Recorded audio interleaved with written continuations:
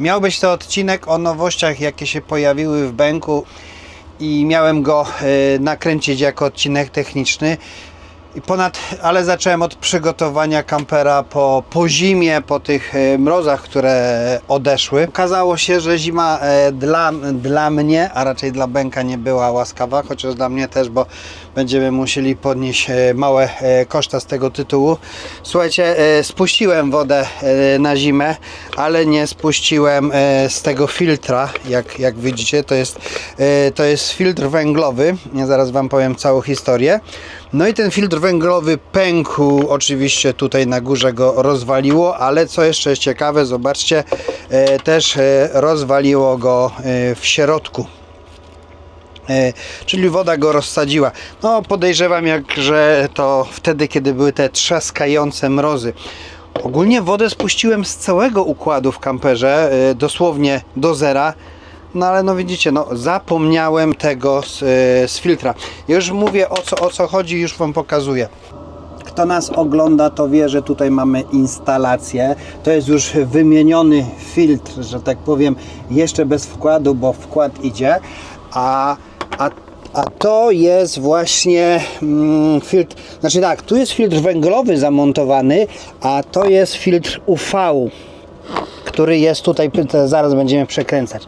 No i niestety rozsadziło i tego, i tego. My praktycznie od 3 lat, jak jeździmy kamperem, to już 3 lata faktycznie, nigdy nie kupiliśmy wody. Dobra, to tam w 99% nie kupujemy wody, tylko używamy kranówkę. I gdziekolwiek żeśmy byli, czy w Grecji, w Chorwacji, w Norwegii, to zawsze lejemy wodę i po prostu ją pijemy sobie, nie chodzimy do sklepów. I dlatego potrzebowaliśmy filtr węglowy, filtr UV. No i to sreberko, które się tam rzuca, żeby woda nie stęchła i żadne bakterie się nie pojawiały. I słuchajcie, 130 000 kilometrów przejechane, więc już trochę mamy za sobą i super to działało. I naprawdę ten system się sprawdza. No i będę go montował ponownie, więc no... będzie wymiana filtra węglowego i wymiana tego właśnie systemu. Chwała Bogu, że mogę to zrobić sam, no bo wcześniej pierwszym razem, jak to instalowałem, musiałem korzystać z pomocy chłopaków z firmy Transam od Szymona, za to im dziękuję. No a teraz mi to tak przygotowali, że jestem sobie w stanie sam wymienić. Tej wymiany nie będziemy tutaj robić, ja Wam tylko pokazuję, że no mam taki incydent i ja już do końca życia będę pamiętał, że z filtrów wodę na zimę też będę wypuszczał. Ten wypadek by mi się nie przytrafił, gdyby nie nasz wyjazd w ciepłe kraje i zostawiłem, że tak powiem, Benka bez kontroli. Co to znaczy? Ja z reguły, jak jest temperatura minusowa, jak zaczyna spadać temperatura minusowa, włączam sobie trumę. Ona teraz chodzi. No, bez sensu, właśnie. Włączam trumę i ustawiam trumę na 6 stopni. Więc truma w zimie u nas praktycznie ustawiona jest na 6 stopni przez całą zimę. No i ona się włącza, jak przychodzi w nocy jakiś przymrozek, no to ona się włącza, prawda? No to wtedy ja mam pewność, że nic się złego nie wydarzy. Pech chciał w tym roku, jak żeśmy pojechali na te ciepłe kraje, nie włączyłem trumy. Mogłem zadzwonić do kolegi kądział, którego stał kamper, z prośbą, żeby mi włączył trumę na te 6 stopni. Tak, mogłem, wystarczyło poprosić przez WhatsAppa, przez telefon. Wypadło mi z głowy, bo byłem tak szczęśliwy, że w Polsce jest -20, a my mamy +30.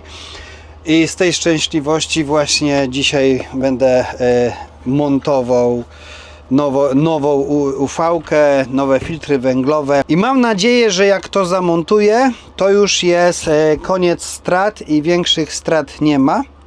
No bo tak naprawdę to chyba jedyna strata jest. A po tym wszystkim, jak już to będzie sprawne i zamontowane, to pokażę Wam nowe gadżety do Benka, jakie obowiązują na 2026. Nowe trendy kamperowe. Mamy finał. Już Wam pokażę od góry, bo tutaj sobie musiałem tą umywalkę całą pościągać, żeby do tego się dopchać. I teraz już Wam powiem, jak wygląda u mnie cała instalacja ta od wody. Przechodzi przez filtr. Filtr węglowy u mnie jest w tym miejscu zamontowany i on jest zamontowany tylko i wyłącznie do zimnej wody. Tu jest ta instalacja UV właśnie, która jest najbardziej strategiczna i ona nam pozwala praktycznie pić wodę z jeziora. Bo tak naprawdę pokażę Wam, jak możemy sobie legalnie nabrać wodę z jeziora i ją przefiltrować. Zanim Wam pokażę resztę moich filtrów, to sobie to założę, żeby mieć już z tym święty spokój.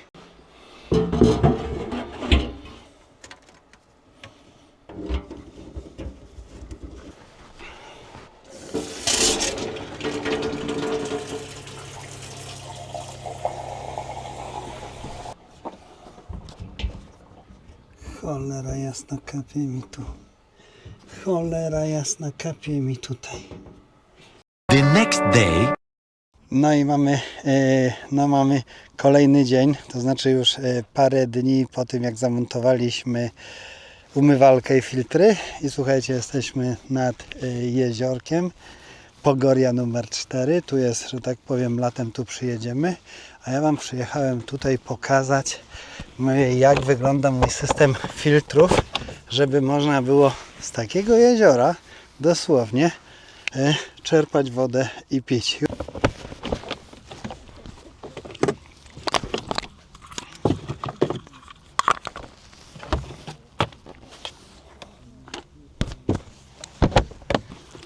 Już pokażę Wam, jak my to robimy. Mamy tu jeszcze taki elemencik. Bardzo fajna sprawa.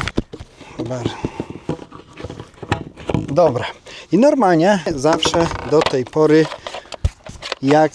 jak tankujemy w bezpiecznym dla nas ujęciu, to mamy takie rozwiązanie. Ale gdy jedziemy, słuchajcie, gdy jedziemy tak naprawdę do Grecji, do Turcji, no, na Sardynię, gdzie ta woda nie to, że jest zatruta, ale naprawdę budzi wątpliwości, no to używamy tego filtra. Ja to oczywiście Wam podlinkuję, gdzie to jest. Ja nie mam współpracy, żeby nie było.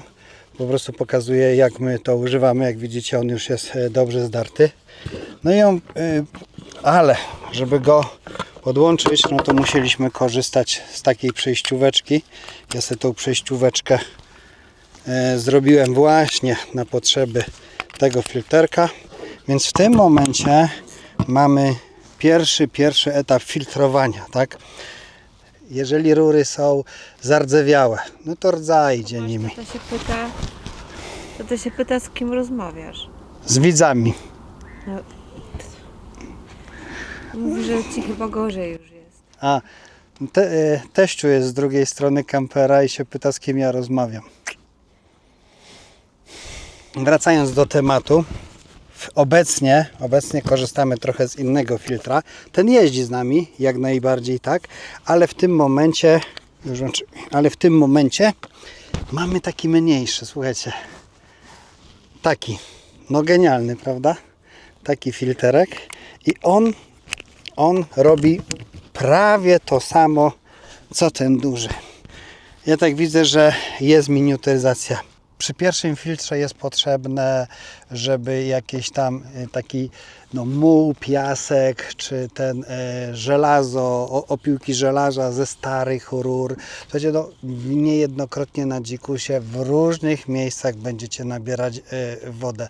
Naprawdę z takich fontan, nie miejskich fontan, w różnych miejscach będziecie nabierać wodę i te miejsca naprawdę nie uważam, żeby były czystą kranówką, z którego można pić, dlatego żeśmy zamontowali ten system.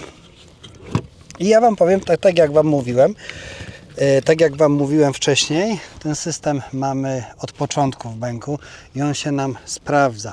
Fizycznie nie kupujemy wody już w sklepach w ogóle, a żeby zrobić mineralną, to zresztą zaraz Wam pokażę, jak robimy mineralną, bo mineralną też robimy sobie. Ok. No i tak, zimna.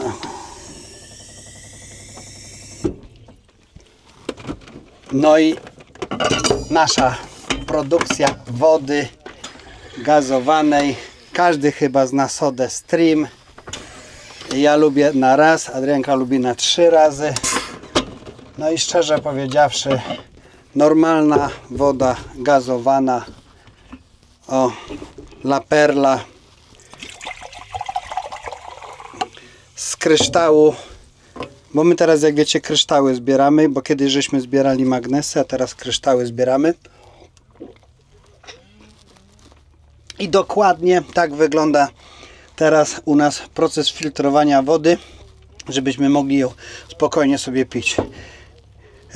Ja Wam tam dam linki do tego, co ja mam, a tak naprawdę to sobie po prostu każdy sam może wybrać, który jemu proces uzdatniania wody bardziej się sprawdza. Ogólnie to już wiecie, jak wygląda u nas proces uzdatniania wody w kamperze i powiem szczerze, że no po zimie musiałem wymienić wszystko na nowo, ale tak jak mówiłem Wam wcześniej, to znaczy, ale dzisiaj się okazało, że oprócz tych wszystkich filtrów do wymiany, Starlink też jest do wymiany. No niestety Starlink, którego ja miałem ten model pierwszy, stary, historyczny, no nie przeżył tych warunków zimowych, zewnętrznych. No i żeśmy zaczęli go sprawdzać, bo się szykujemy do wyjazdu zagranicznego.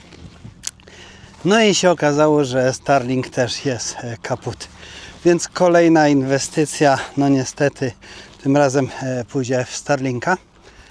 A ja Wam pokażę miejscóweczkę, bo na tą miejscóweczkę już wiele razy chciałem przyjechać. Dlaczego?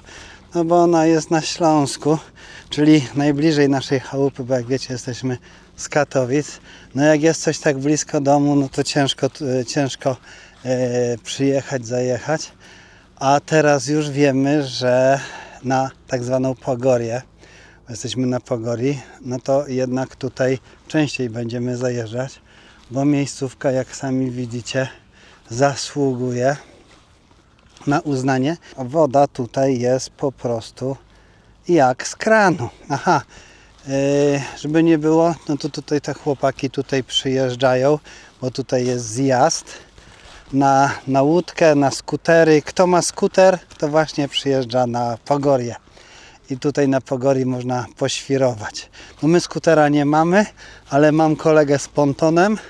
Łukaniu, jak przyjedziesz, to pamiętaj, zabieraj ponton, bo jest gdzie poświrować, tak? No i rybę można tu złapać, bo bardzo dużo jest tutaj wędkarzy. Zobaczymy, jak wygląda to miejsce, jak jest sezon. Przyznaję, tak jak mówię, no, nie byliśmy tutaj. Jestem mega zaskoczony, bo zawsze sobie mówiłem, trzeba pojechać, zobaczyć. No ale wiecie, człowiek jeździ po świecie, lata po świecie, no a to, co jest pod domem, to jakoś jest takie niedoceniane. Ja nie wiem, czy u Was jest coś takiego fajnego pod domem, gdzie moglibyście nam polecić taką miejscówkę. A dlaczego tak pytam? Dlatego, że odpalamy program Polska na weekend. No i chcemy w tym roku z Adrianką pojeździć po Polsce, po tych miejscach mniej oczywistych. Oczywiście będziemy zwiedzać takie mega atrakcje, które warto zobaczyć, jak na przykład kopalnia soli w Wieliczce, prawda? No mamy parę takich w Polsce atrakcji, które chcemy zrobić. Czekaj. Łapiesz oddech? Nieraz łapię. Wiesz, że ja zapomniałem, co mam teraz powiedzieć? Jak mi za dobrze idzie, to mam takiego hamulcowego. On po prostu zaciąga wajchę, żeby mi tam za dobrze nie szło, a potem jak ja coś odpowiem, to mówi, awanturujesz się. O. A tam jest loża szyderców, proszę. Adrianka i teściu. O. Wracając do głównego tematu, czekajcie. Wracając do głównego tematu, jak mówiłem, chcemy pojeździć po Polsce w miejscach oczywistych, mniej oczywistych. Są rzeczy, które faktycznie mamy taką top listę do zobaczenia, ale też chcemy poodwiedzać parę osób. Miejsca, o których nie mamy zielonego i bladego pojęcia.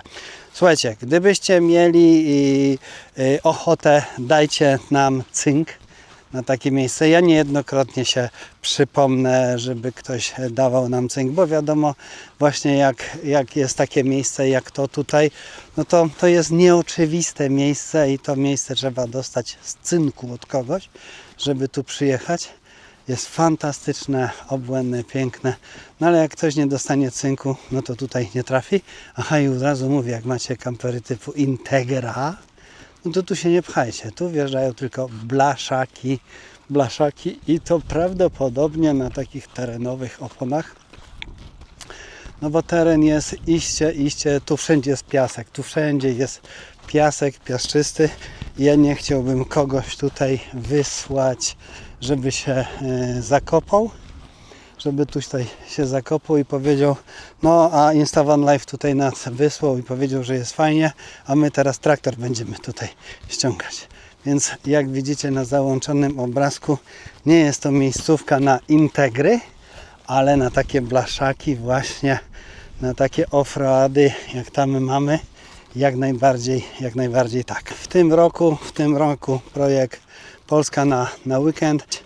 Mam nadzieję, że z niektórymi naszymi znajomymi oraz widzami uda nam się spotkać, jak będziemy przejeżdżać przez Wasze okolice albo zatrzymywać się w Waszych miastach i miasteczkach i miejscówkach. Dostaliśmy już parę cynków z zeszłego roku, gdzie przyjechać, gdzie podjechać. Także chyba w tym roku będziemy to realizować. A kto wie, może to będzie naszym takim cyklicznym, corocznym objazdem Polski, bo taki miesiąc i żeby nie było, miesiąc lipiec. Miesiąc lipiec i sierpień to mamy w Polskę ruszamy. Więc do zobaczenia gdzieś tam na trasie.